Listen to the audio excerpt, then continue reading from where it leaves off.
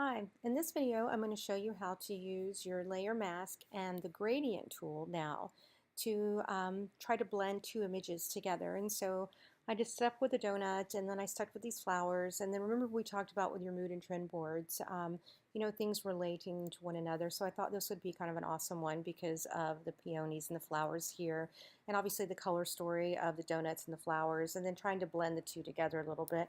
Let's see what happens. So I'm going to come over here first, and the first thing I'm going to do is put a layer mask on top of this image, and then come over here and grab my gradient.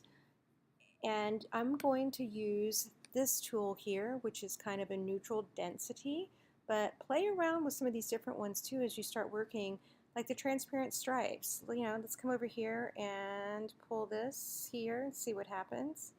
Let's go this direction. And what I need to do is come over here, and what's happening is, since I have this mask here, I need to reverse, instead of white, I need to reverse this and have black as my foreground color. So just hit these arrows here. Now let's come back over here and see what happens.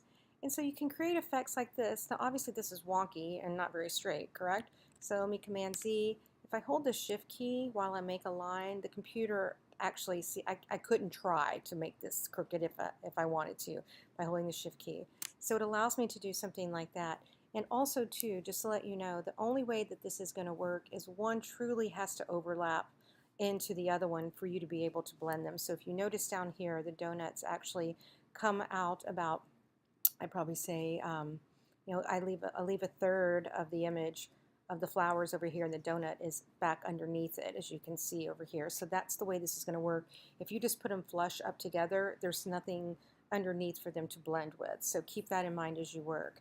But like I said, just play with these things. Right now I'm going to show you how to use the gradient tool, but this one was there, so why not, right? Command Z, get rid of that. And now what I'm going to do is, like I said, go to this one and use this one. It's very soft. So I'm going to hold the Shift key as I pull across the two images, and as you can see, it slowly starts blending the flower into the donuts. And you have control over this and how far. Maybe that's, if something like that happens and it's too far, then obviously Command Z is something you can use. You can actually go outside of it a little if you need to. You can come the other direction and see what happens. And that is not what I want, so Command Z. So you can see you have a little control of doing this, but if you do want a straight line, hold that Shift key while you work, and it helps a lot. And that's a way that you can go back and blend two images together. Now if you still see a straight line, let's see if I can get a line to pop up with the image.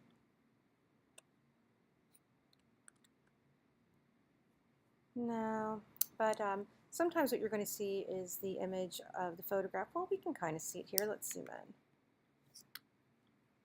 in. And you can see over here and over here where the donut ends. And you can actually then come back and grab your brush tool and hit B.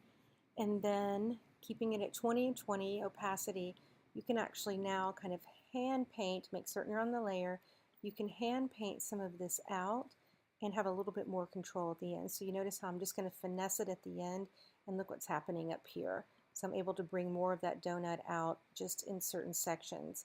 And this is how you can blend two images together using the gradient tool and finessing it a little bit with the brush tool on a layer mask. All right, have fun.